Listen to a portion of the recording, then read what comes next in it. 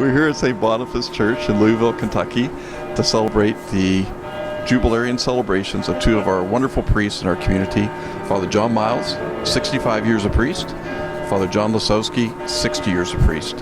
And we're gathering with community members and some of their relatives and friends to have a great celebration of their lives and of their priesthood.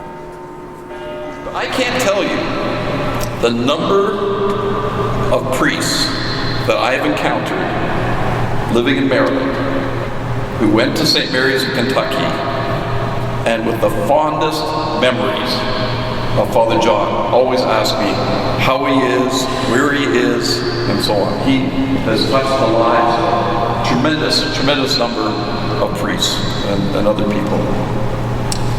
Now, Father John Miles, on the other hand,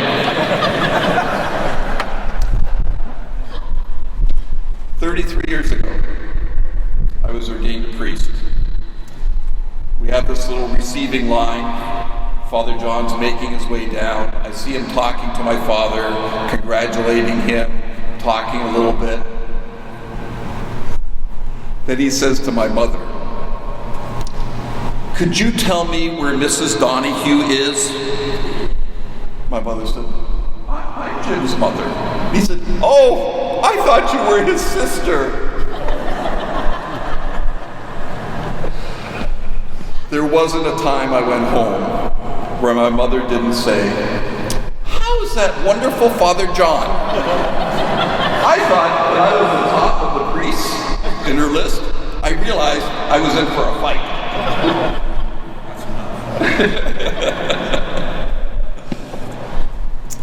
You know, there really are two aspects of thinking about the celebration of priesthood. One of them is a call to union with Christ. And it seems to me that only when that intimacy with Christ is established that someone can really successfully be sent out. And I think about the readings today. The gospel, to begin with, really has a great deal to do with that union in Christ, that intimacy that we need to have with Christ. And it uses this wonderful image about us being branches connected to the vine. When I was 14 years old, I wanted to start growing tomato plants. And our next door neighbor, he had grown them for years, and he was encouraging me. I didn't really know what I was doing, but bought these plants, planted them along the side of the house. And I thought they were just doing great. I was watering them, I was fertilizing them, they were getting bigger and bigger. And one day he came over and he just started ripping great big pieces out of the plants. And he said, "This is no good, these are suckers. You see, every place where they meet, if something grows in there, you gotta pull those out." And he's doing this, he's wrecking my tomato plants. And some of them had the little yellow flowers, so you knew they were tomatoes, and I just see him, he's throwing them away. I said, "What in the world?" And he said, "No." He said, "If you don't prune them, then you're going to get all kinds of leaves. And it's going to look great, but you're not going to get any fruit." You know what? I had to trust him that this was true. And it turned out that even though the plants were smaller, they looked worse after the pruning. The yield of tomatoes was incredible. And it seems to me that in all of our lives, but certainly in the life of a priest, there's a lot of pruning that has to take place. We're fragile, wounded, broken human beings. And it seems to me that it's a process and a journey that probably doesn't finish until we die, where we stand before Christ and say, "Yep, I gotta let that go too. I gotta let that go too." Maybe another way of thinking about it is that all of us know our brokenness and our woundedness, but we're afraid to allow God to see that. And maybe what the pruning is a step by step in our lives gradually we're able to reveal to God who we are, trusting that God will continue to love us. And it seems that the more we're able to do that, the more pruning that takes place, and the more intimate, real relationship we have with Christ. The second aspect about being sent, and we can't help but marvel between Father John Lesousky and Father John Miles. We've got 125 years of being sent out. And it is mind-boggling to think of the number of people that you have touched. You have been the face of Christ in your compassion, in your kindness, in your forgiveness, in your love. But I'm absolutely convinced that that can't happen if you didn't have that intimate relationship with Christ. And I also think about that second reading because, again, we are fragile, broken, wounded human beings. And any person, you don't have to be a priest, any person who is called to any kind of outreach or ministry, it is such a normal feeling or experience to feel unworthy. And to wonder how we are going to have the skills or the resources or the wherewithal to carry out what it is that we think God is calling us to. And that second reading from Paul's letter to the Ephesians, boy, I'll tell you, it really hits the nail on the head. Because Paul, he had his own difficulties, he had his own challenges, and he has this prayer, and he says, you know, the only way I'm going to be able to do this is if I can come to know the love of Christ, the height and the breadth and the width and the depth of Christ's love, and that my inner self will grow strong with this knowledge of Christ's love. And then he ends it with, very interesting, he says, glory be to God, whose infinite power working in me can do more than I can ever ask or imagine.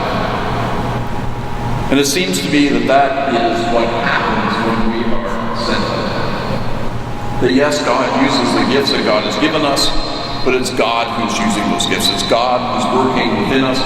And it's hard for me to believe, Father John, you look at your life that you go marvel at what it was that God was able to do in and through you.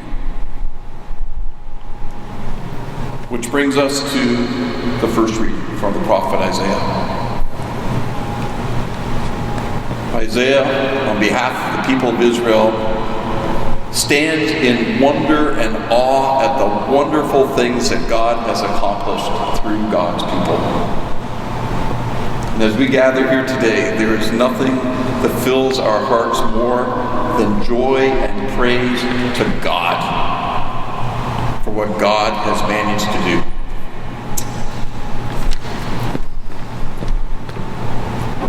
In summarizing the dignity of priesthood, Pope John Paul II said this, that priests are persons individually called by God and consecrated by God through the mediation of His Church. The value of their activity is great, but the value of who they are is still greater. And we give thanks to God this day and praise God for the work that you have done, the very good work that you have done. But more importantly, for who you are. Your presence, the way that you have touched us with your very being, who you are, what God has called you to be. It has enriched all of us so much. Thank you.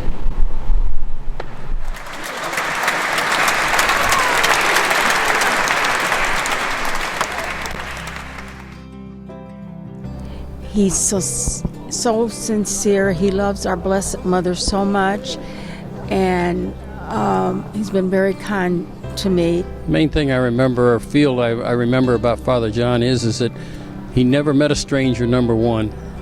And when it came to being a priest, he was a priest to everybody. Everything else was second place. One of his favorite expressions was, we need manly priests, a priestly man. We've joked about that through the years. But he really has been a wonderful example of a priest.